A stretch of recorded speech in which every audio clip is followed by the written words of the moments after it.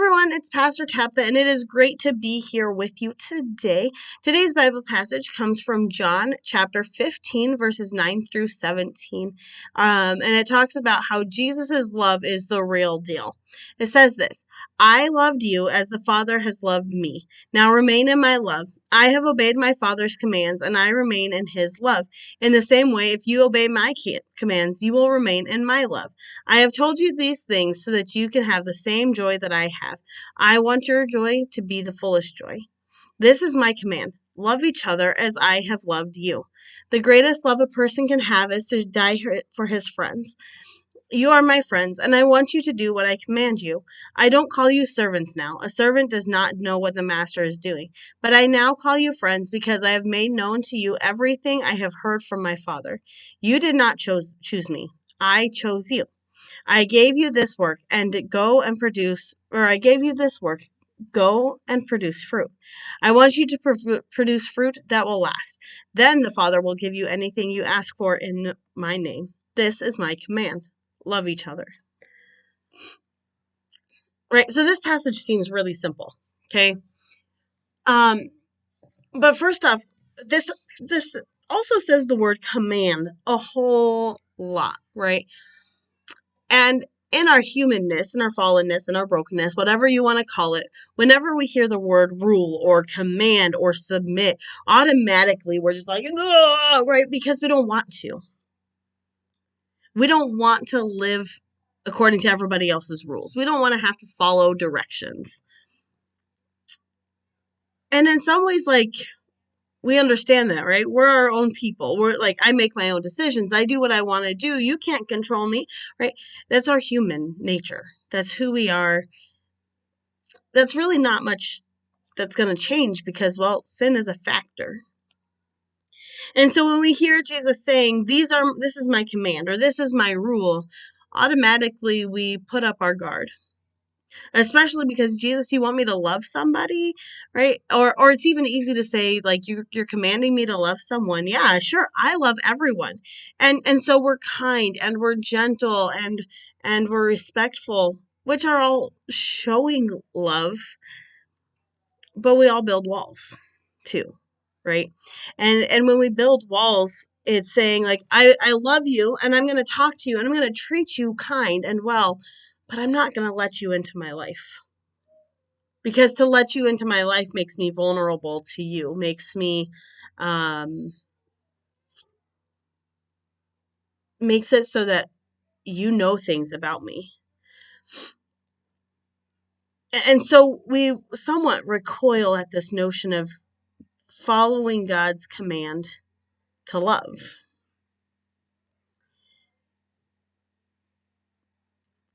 We throw around love like it's an easy word because our vocabulary is limited, but here's the reality. We are called to love people, right? We read that over and over in this. Remain in my love, right? My command is to love each other. The greatest love that you can have is to die for your friends. Love each other as I have loved you, right? The command to love is no small command. I have loved you as the Father has loved me. Think about that. Think about the intimacy that we know that Jesus and God the Father have had. They're not just two chummy old buddies. There's a deep intimacy between the two of them. And Jesus is saying, I love you with that same level of intimacy that the Father has loved me. I love you the same way that I love my partner. I love you the same way that I love, or that the Creator has loved me, right?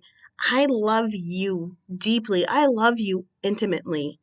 Now remain in that intimate love, right?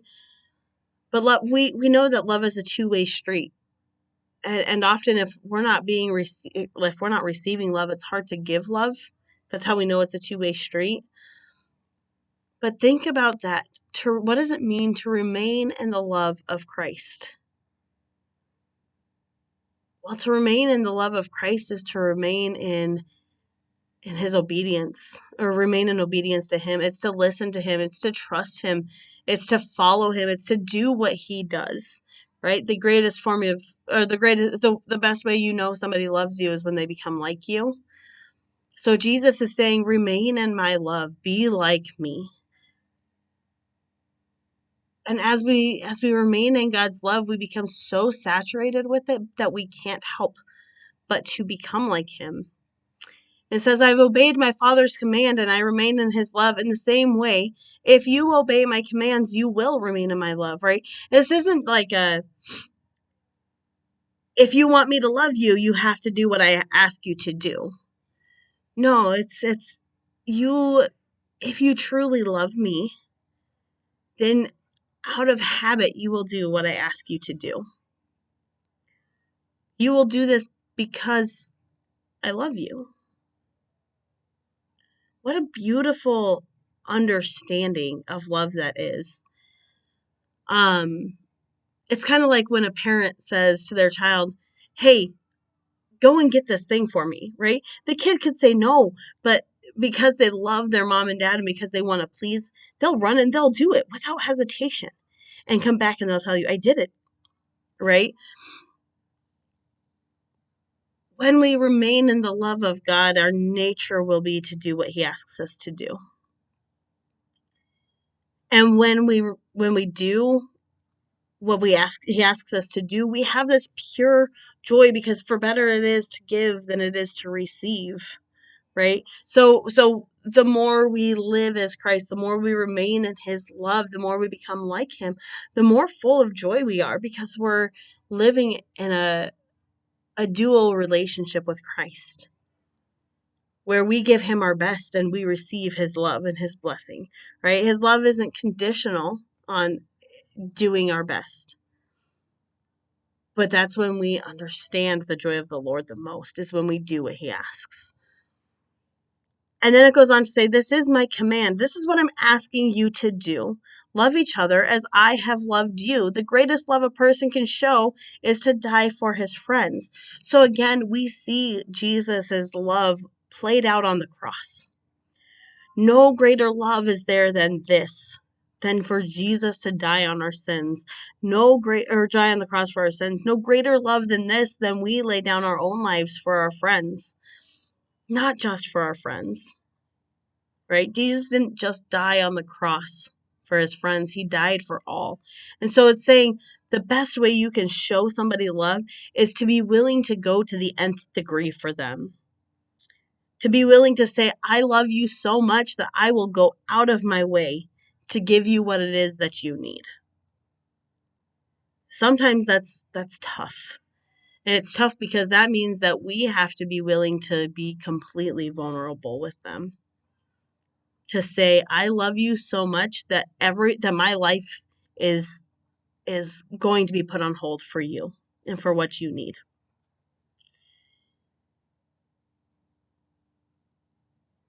So think about that.